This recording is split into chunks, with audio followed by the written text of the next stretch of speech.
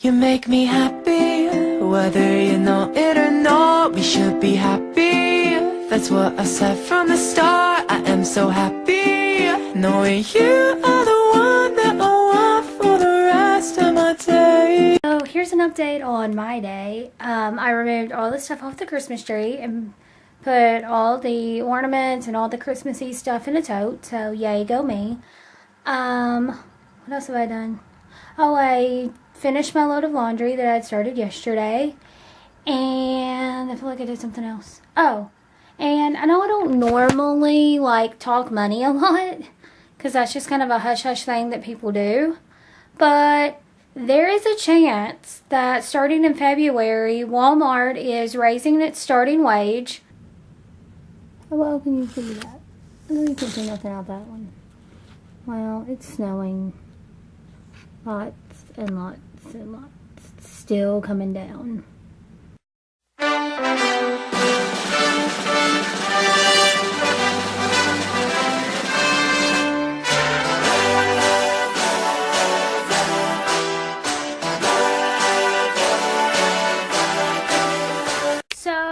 I would like to say that I am immensely proud of freaking Darren Criss, and I'm happy that I was off work tonight and got to watch American Crime Story Versace with all my friends. It was just like old times. It was awesome. I will say though that one of the most chilling parts for me, the first 8 minutes were really, really chilling. The part where Andrew is in the bathroom and he like vomits and then he leans up against the back of the stall there. I almost cried. That part like really, really got me. Also the scene with him in the truck and the part where he like covers his hand and is like smiling. Like, I don't want to give too much away in case you haven't seen it, but I'm just saying, creep factor is there. It's very strange. Like, the first 8 minutes though, I'm still like, so I have plans to rewatch the episode tomorrow because I need to feel that, you know. So yeah. Also seeing his butt on live television was nice. That was just quite entertaining, I'm not gonna lie. And then to know we get to see it again at a later time is just amazing. Yeah, but all that aside, I am immensely proud of the crew, the cast, everyone working on this. I'm very proud of Darren for everything he's been doing. I watched almost every interview he was at today. I watched some from the other day. Like, I'm just immensely happy and proud, and I can't wait to see where this takes everyone, because I'm telling you, the truck scene alone could win an Emmy. I'm just saying.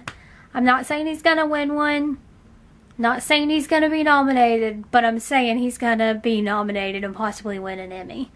But the problem with him like winning an Emmy is very difficult, because he'll be going up again, if he's nominated, he would go up against Evan Peters. And I love you, Darren, but if Evan Peters doesn't win for his portrayal in American Horror Story, I'm going to be real pissed.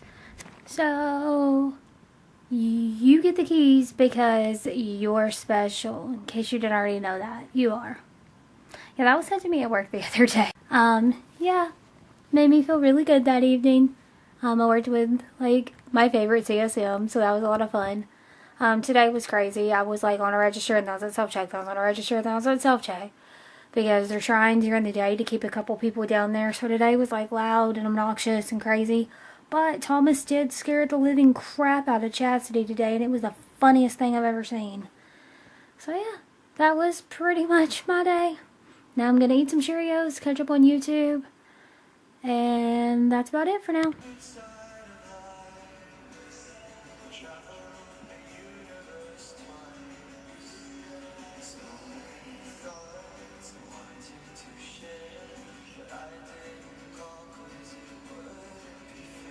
I wrote down a list of questions, was it 2 weeks ago now? put them all in this envelope and decided that each week for a little while I am going to draw one out.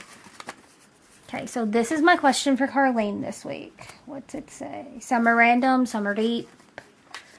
Oh, okay, so this one is... Okay. If you could ask one person one question and they had to answer 100% honestly, who would you ask the question to? I don't want to get into all of the gory details of what took place, but yesterday morning at 7:57 a.m. at Marshall County High School, which is 10 minutes from my house, a 15-year-old opened fire and wounded a total of, I think the number was a total of like 15 people that he personally wounded. 2 of which died. One died on scene. It was a girl who was 15 as well by the name of Bailey Holt. And then a boy by the name of Preston Culp ended up dying when he was airlifted to Vanderbilt in Nashville, Tennessee.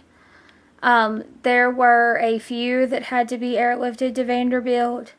There were a few that were treated at some of our local hospitals.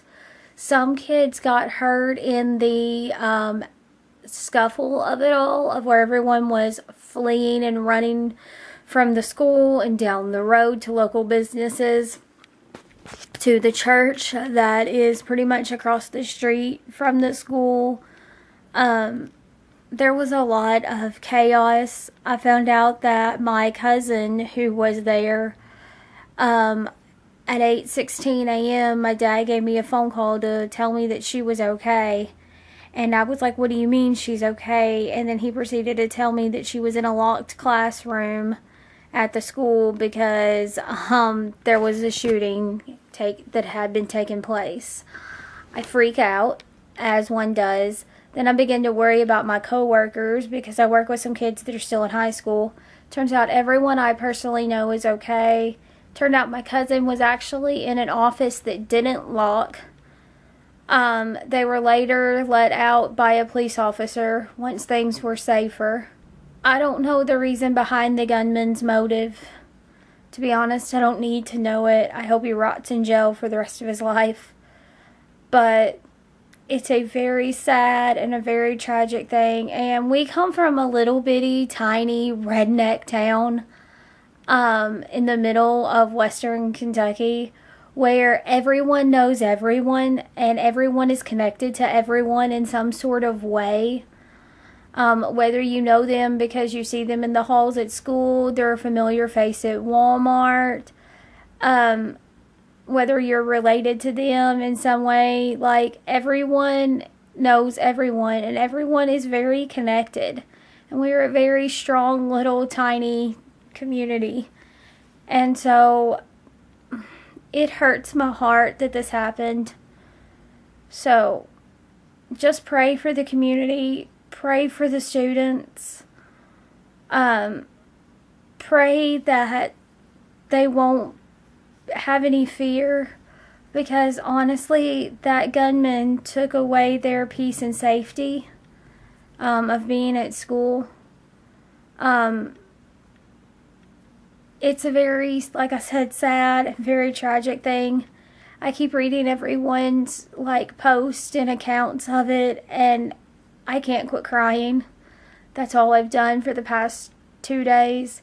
Yesterday I worked at Walmart from 11 to 8, and although the place was full of people, it was quiet.